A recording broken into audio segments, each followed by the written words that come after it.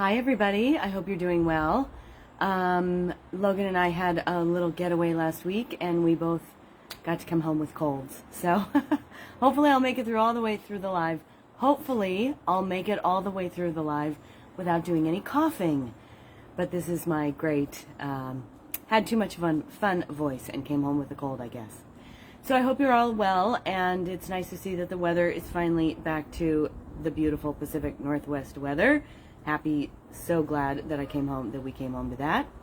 All right, so today we are going to talk about how to deal with your narcissist and kind of the role that anxiety, anxiousness, anticipation plays in when you have the reality of having to deal with a narcissist. So that's kind of what we're going to talk about. It's a little bit windy too, so hopefully that won't be too distracting for me or for you.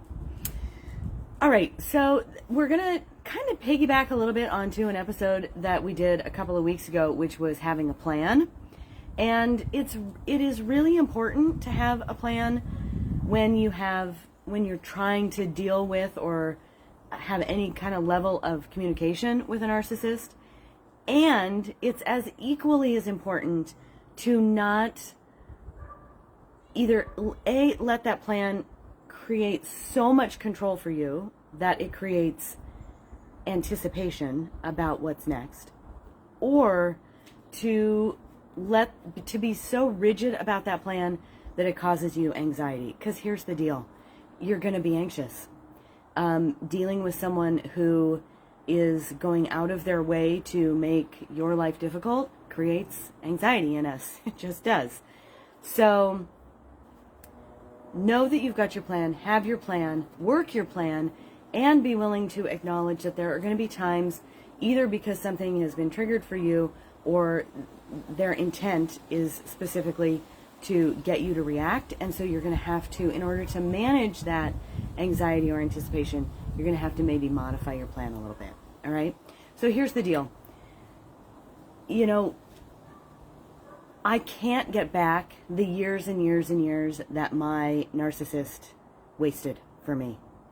I allowed that person to control how I felt, control my emotions, control what I thought about myself, control what other people thought about me, and I can never get that time back. And so what I'm hoping that today's live will help you with is to recognize the importance of you managing you, because you can't control anything else. Of course, I have notes. I think one of the things that I want to stress, in addition to allowing him to control all those things, my thoughts, my emotions, my feelings, while we were together, all of a sudden I was liberated. And he left and we were splitting up, and there was this sense of total liberation in that. And then I still allowed him to impact me, because then I worried about what he might do next. What's he going to do next?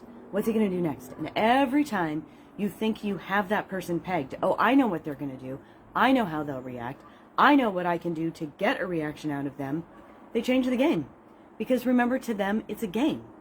And so it's really, really challenging to try to anticipate the next step, anticipate the next step, anticipate the next step.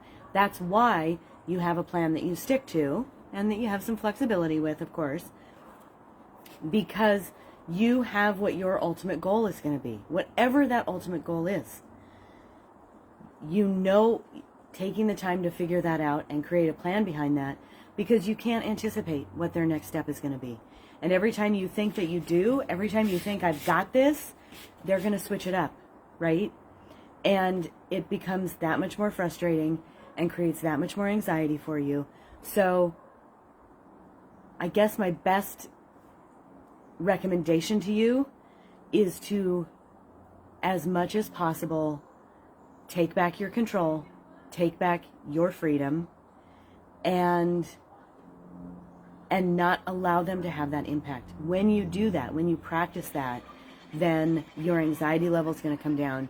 The anticipation of what they're going to do next will decrease, and it'll allow you that much more to work through your plan and do what you want to do.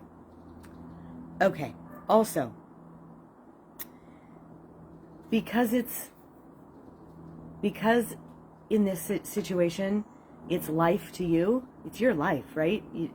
To have somebody treat you the way that a narcissist treats you is really hard, and it's your life, and you take it seriously, which is part of what plays into having anxiety over what they're doing, as well as trying to anticipate what they'll do next so you can avoid it. To them, it's a game. Remember, always, to them, it's a game. And they might not, no need to confront them on that or to explain to them that it's a game. Never going to acknowledge it, right? It's just know in yourself that to them, it's a game. And so it's, I guess the best way I can describe it is don't let them win. Don't let them win the game. And the way that you don't let them win the game is you, however it looks for you, you extricate yourself from the relationship in whatever way you can. If you can't extricate yourself from the relationship because you're either co-parenting or you own a business with this person or they're a family member and you are required to have some level of interaction with them, make it on your own terms. Make it in ways that doesn't cause you anxiety. Create environments where you're not worried about what their next step is going to be, right? Go out and take your power back. Take your control back.